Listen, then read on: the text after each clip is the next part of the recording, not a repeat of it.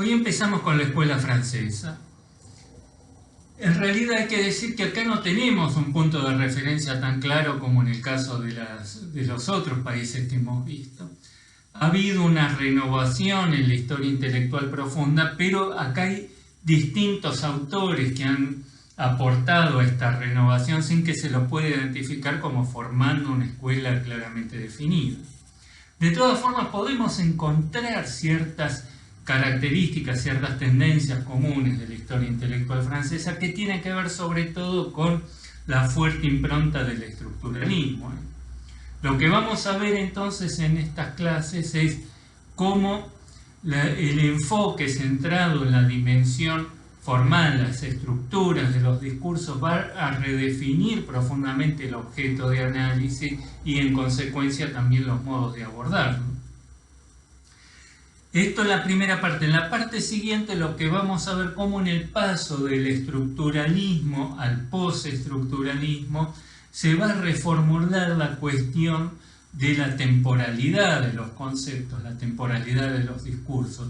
Nos va a aportar otra perspectiva en la cual la contingencia, la historicidad va a poder pasar a ser concebida ya no como algo que le viene desde afuera a los discursos, sino como una dimensión inherente, inmanente a la propia historia intelectual.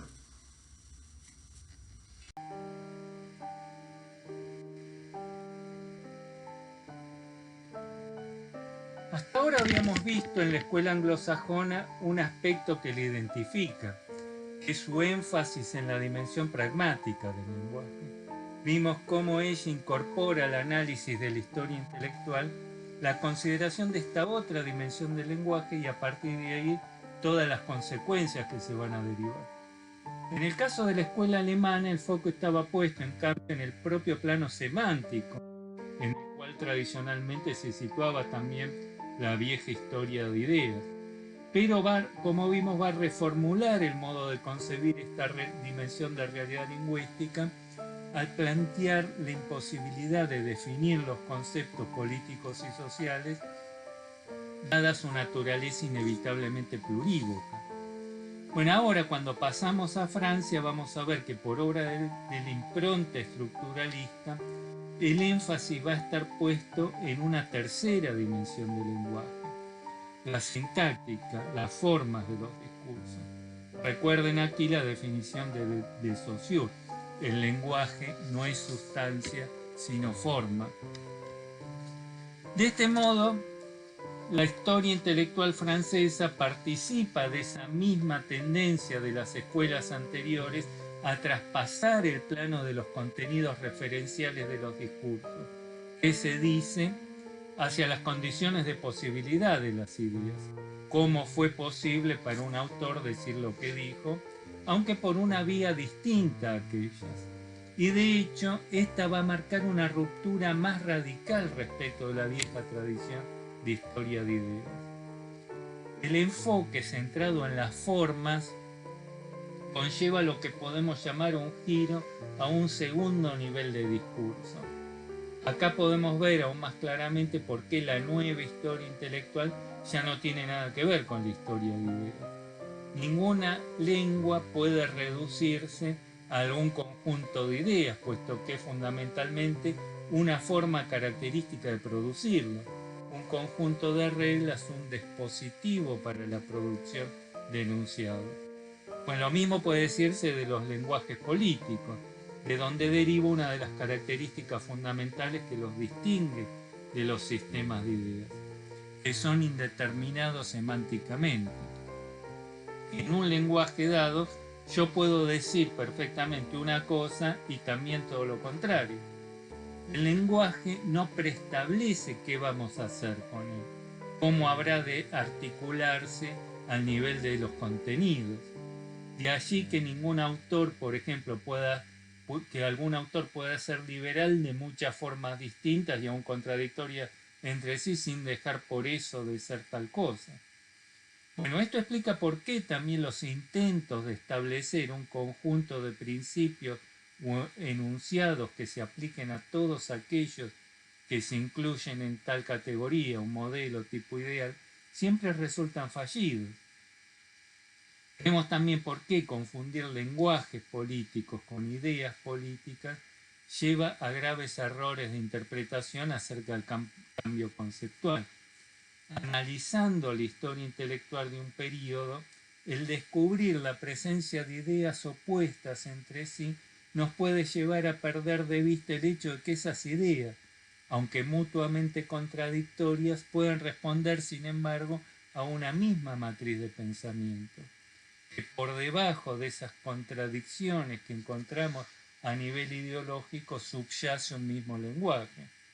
Y viceversa, podemos encontrar en épocas o autores distintos que ciertas ideas se reiteran y sin embargo esa continuidad al nivel de las ideas nos puede ocultar el hecho de que en realidad en el medio se produjo una mutación al nivel de los lenguajes políticos y que por lo tanto esas coincidencias en el plano superficial de las ideas resultan engañosas puesto que en cada caso ya esas ideas están respondiendo a matrices conceptuales muy distintas, por lo que van a tener ya sentidos muy distintos las mismas ideas. Bueno, este giro a las formas de los discursos que se produce allí tiene consecuencias metodológicas adicionales a las señaladas, lo que nos devuelve a una pregunta que señalé al comienzo del curso. Como vimos, uno siempre tiene que partir de cierta teoría, pero a diferencia de los esquemas fundados en modelos de pensamiento o tipo ideales que prescriben de antemano qué de ideas deberé encontrar, no ocurre así con los lenguajes. Con los tipos ideales solo tengo dos alternativas. O comprobar que tal autor dijo lo que yo supuse que debió haber dicho, o de lo contrario condenarlo por no ser un buen liberal o lo que fuere, por sus contradicciones, inconsistencias ideológicas, etc. En el plano de los lenguajes políticos esto no ocurre así. Yo ya no tengo forma de saber de antemano qué voy a encontrar, ya que lo que puede decirse dentro de un determinado lenguaje es siempre infinito. Y como vimos, se puede decir una cosa y también todo lo contrario. ¿Qué hizo un determinado autor o grupo de autores con ese lenguaje? Es algo que solo la propia investigación histórica nos lo puede decir. Y no hay forma de establecerlo de antemano. En definitiva, solo en la medida que producimos este giro de los contenidos hacia las formas de los discursos, la investigación histórica cobra un sentido sustantivo. No se vuelve ya una empresa puramente tautológica en la que siempre terminamos encontrando al final de la investigación lo que se estaba ya presupuesto en el origen de la misma, salvo cuestiones de orden meramente fáctico, como cuándo apareció o no tal o cual idea, si un autor dado dijo o no lo que se esperaba que dijera, etcétera. Solo así entonces se abre un espacio para el análisis cuyo recorrido y punto de llegada es indeterminable a priori. El problema que plantea este giro a las formas de los discursos es que hace muy complicado, si no imposible, entender el cambio conceptual. Si nosotros nos quedamos en el plano de las ideas, está claro que si uno dijo una cosa y después vino y dijo otra cosa distinta, ahí hay un cambio de idea. Pero cuando pasamos al plano de las estructuras, de las gramáticas, de los discursos, ya es mucho más difícil identificar cuándo y cómo se produce un cambio a este nivel. Desde el momento en que todo lenguaje es indeterminado semánticamente, en principio nada de lo que yo diga en el interior de un cierto lenguaje podría cuestionar las reglas de producción de enunciados que son inherentes a dicho lenguaje. La pregunta entonces que se plantea es la siguiente: ¿cómo un enunciado puede eventualmente rebelarse contra sus propias condiciones de producción? El concepto estructuralista no puede explicar eso, ya que las estructuras reproducen siempre su misma lógica inherente. No se debe presuponer, por ende, la presencia de alguna instancia colocada por fuera de las estructuras, una suerte de agente trascendental cuya existencia, sin embargo, el estructuralismo niega la denuncia como un puro resabio metafísico. Desde el punto de vista estructuralista, el sujeto no preexiste a sus mismas condiciones estructurales de existencia.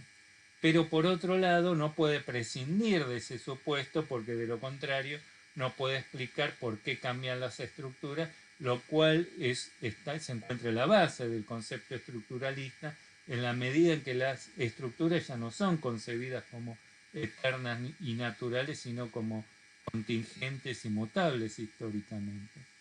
Bueno, el hallazgo de una respuesta a este dilema supondrá un replanteamiento fundamental del modo de comprender la historia intelectual, el surgimiento de una nueva forma de concebir los lenguajes y la temporalidad de los lenguajes. Y ella acompañará en Francia el tránsito del estructuralismo al postestructuralismo. Pero antes de pasar esto, vamos a ver entonces el tercero de los puntos que aparece ahí en la pantalla, es lo que yo considero el aporte fundamental de Foucault a la historia intelectual, y que supone además una ruptura aún más radical con la historia de ideas que el que produce la escuela de Cambridge en su intento de quebrar la oposición entre ideas y realidades, introduciendo la consideración de la dimensión pragmática del lenguaje, que como vimos aún no basta para lograrlo. Bueno, Foucault entiendo que sí logra esto en la medida en que se aparta ya de aquello que se encuentra a la base de toda la historia de ideas, su supuesto de base, que son las filosofías del sujeto o de la conciencia. Esta filosofía del sujeto o de la conciencia imaginan lo simbólico como algo que circula exclusivamente en la mente de los sujetos. Foucault, por el contrario, va a señalar la existencia de una dimensión de realidad simbólica que es objetiva, que se encuentra encastrada en los propios sistemas de práctica. Toda práctica, sea social, política, económica, se sostiene de una serie de supuestos de orden conceptual que son constitutivos de esa práctica, por lo que resultan indisociables de ella. Estos existen con independencia de la conciencia de los sujetos y se pone en movimiento en el propio ejercicio de la práctica dada. En suma, Foucault rompe con el supuesto de que el plano simbólico refiere a meras representaciones de una realidad externa objetiva. Para Foucault los discursos son de orden simbólico y objetivo a la vez, lo que para la vieja historia de ideas representaría una contradicción. De lo que se trataría en definitiva es de trasladar el análisis a esa dimensión simbólica que se encuentra escrita en los propios sistemas de práctica. Volvamos entonces ahora a la fenomenología, para poder luego pasar a ver cómo es que se produjo el tránsito del estructuralismo al postestructuralismo. Si recuerdan el esquema kantiano, en este fenómeno, el objeto de conocimiento surge de la convergencia de las categorías que aporta el sujeto y las intuiciones sensibles que nos vienen del mundo, de la cosa en sí. En cambio, la cosa en sí, eso que yace más allá de lo que nosotros percibimos, nos resultaría inaccesible, incognoscible. Bueno, todo el pensamiento del siglo XX puede considerarse un intento de responder al desafío que planteó en su momento Jacobi a este esquema kantiano. Según señalara Jacobi ya en entonces, el sistema kantiano presupone la existencia de una cosa en sí, ya que sin ella no puede articularse, pero, según él mismo plantea, nunca puede dar cuenta de ella, en la medida que le resulta insondable, incognoscible. Esto quiere decir que este esquema kantiano se sostiene todo de una premisa que quiebra todo su sistema, que escapa de su alcance. Según la máxima de Jacobi, sin la cosa en sí no puedo entrar en el sistema kantiano, pero con la cosa en sí ya no puedo permanecer dentro de él. De lo que se trata, pues, es de tratar de abordar aquello que el sistema kantiano presupone, pero no alcanza a explicar.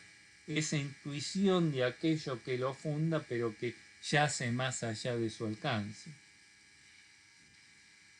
Veamos un ejemplo que yo creo que ilustra bastante bien el giro que se produjo a fines del siglo XIX y comienzo del siglo XX, que es el de los test gestálticos. Bueno, recuerdan seguramente el caso de estos dibujos en que vemos alternativamente un pato o un conejo, o bien en otros casos una cara, un jarrón, etc. Bueno, no es que nosotros primero vemos el pico, los ojos, la boca, etc., entonces decimos, ah, es un pato, sino a la inversa. Primero debemos identificar qué es eso, decir, ah, es un pato, para después poder decir, entonces, este es el pico, esta es la oreja, etc. Bueno, lo mismo ocurre entonces con el conocimiento. Para desarrollar un conocimiento de tipo analítico, discursivo de un objeto, primero tenemos que poder identificar qué es eso de lo que hablamos. Y como ocurre, como vimos, con las mutaciones genéticas para el neodarwinismo, cuyo surgimiento es contemporáneo a la Gestalt, estas captaciones de sentido primitivo de la realidad para la Gestalt se dan también de forma súbita, global y azarosa.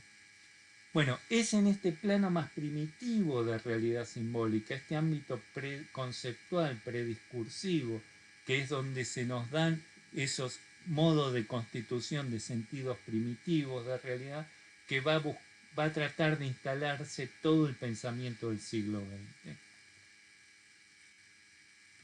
Bueno, llegamos acá entonces a la fenomenología.